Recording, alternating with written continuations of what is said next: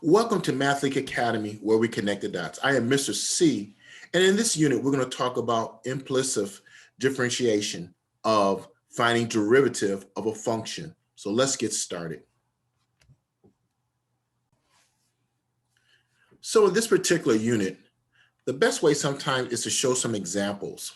So I'm going to show you explicit versus implicit.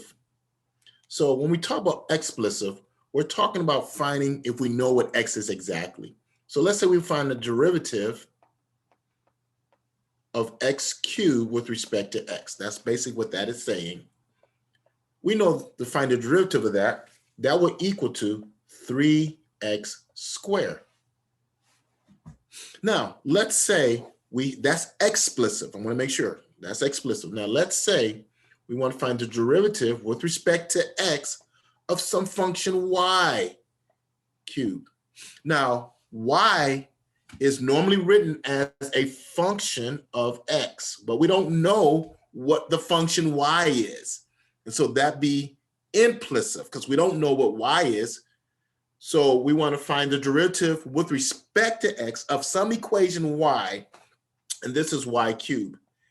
And so implicit will say this. We take the derivative. In this case, we use the chain rule. Square 3y squared.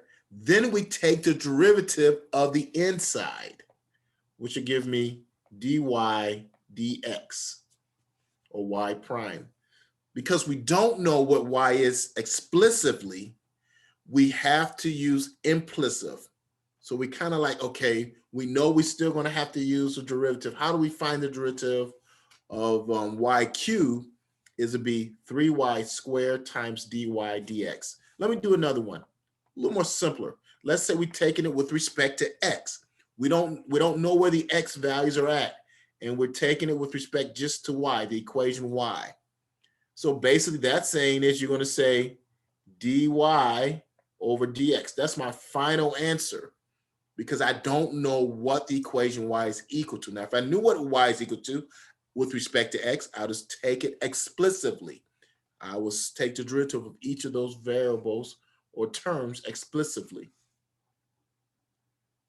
So when we look at implicit, it's right what it's saying. We don't know what it is, but we will still have to take the derivative with respect to x to the equation y.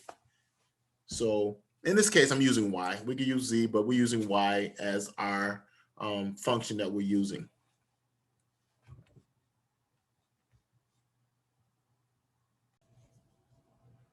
So let's say we want to find the derivative with respect to x. That's important. And here's our function, x squared plus y.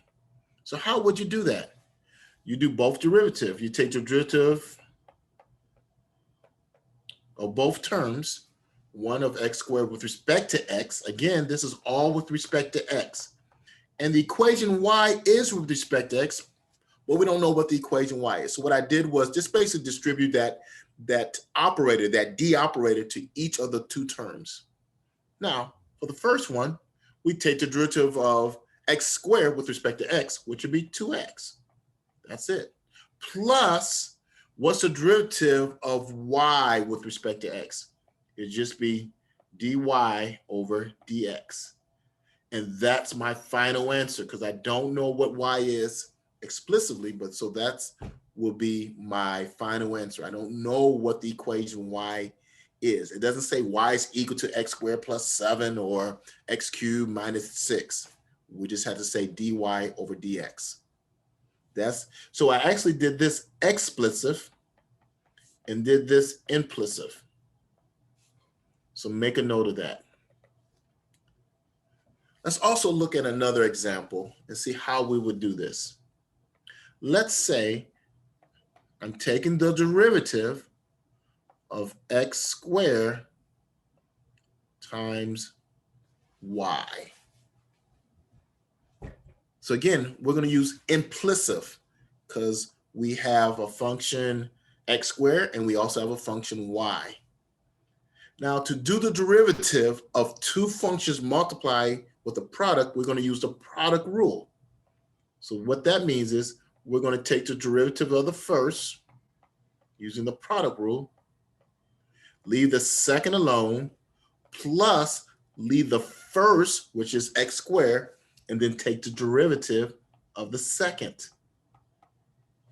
Because these are two functions being multiplied, and to take the derivative of two functions being multiplied, we use the product rule. Now, let's look up here. This here will give me 2x, because that's explicit with respect to x, times just y. We didn't do anything with the y function, plus x squared, we left x squared alone, and then we just take the derivative dy with respect to dx. And that will be our final answer of this original problem right here. And so I circled it.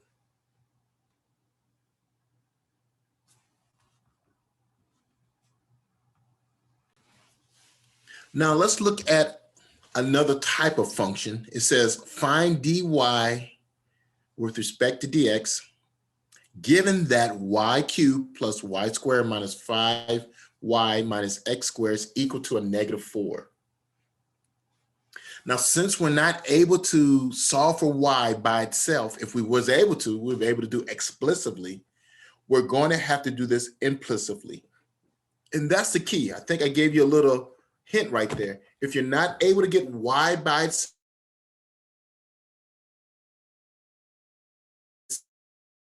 7 or 3x squared plus 4, if you're not able to get y by itself, you're going to have to use implicit differentiation to solve for the derivative. Now, again, we're doing with respect to dx. So everything's with respect to x. So y is a function of x. We got to remember that. That's why we're going to do this. How are we going to do this? So let's do all 4 terms. Actually, we're going to do all 5 because we're going to differentiate on both on the right and on the left-hand side. So when we use y cubed, we're actually going to say d with y cubed with respect to x plus this function here with respect to y squared minus, let me make sure this is a minus, minus, and I can factor out a 5 dx with respect to y minus d dx with respect to x squared equal to, then we take the derivative of a -4, okay? Now, I'm doing that individually, so let's actually do this. I'm going to clear my screen and start again. So, how do we write this? We use the chain rule. So this would be the derivative. This would be 3y squared, the outside, and the inside function, which we don't know, but we're going to say is going to be dy dx. Or another way I could say is y prime. Plus, we're going to do the chain rule here again. 2y raised to the first power, then this would be dy over dx minus 5. Now the derivative of y would just be dy dx minus, now that x squared is an x, so we could just take it explicitly, 2x, and the derivative of a constant is 0. And there we go. But notice we're trying to find dy dx. So the next step, there is a next step. We're going to group these together because they all have the derivative dy dx and factor it out. So watch how I'm going to write this. I'm going to move this over here on the other side, and then I'm going to factor out dy dx on this particular left-hand side. So watch how I'm going to write this. So dy over dx, I'm left with, in the first term, 3y squared. If I take a dy dx out of here, this would be plus 2y, if you agree. And if I take a dy over dx out, this will be a minus 5. Because remember, I'm trying to find dy dx. So once you take that derivative implicitly, now you factor it out, the dy dx. Put them all on the same side of the equal sign, and then factor it out. And this is equal to a positive 2x. Remember, I'll move that negative 2x on the other side, so it'll be a positive 2x. Now, again, I'm trying to find dy dx. I got to get that by itself. And so for that to happen, dy dx, I just divide both sides by 3y squared plus 2y minus 5. And actually, that's my final answer. That would be the derivative of dy dx is equal to 2x divided by 3y squared plus 2y minus 5. So I hope this helped a little bit to understand implicit differentiation versus explicit. If you have any more questions or you want to look over the video to get more of an understanding, feel free to do that. And also, you can look at our supplementary material we have on our Mathlink website. Again, let Mathlink bring it together.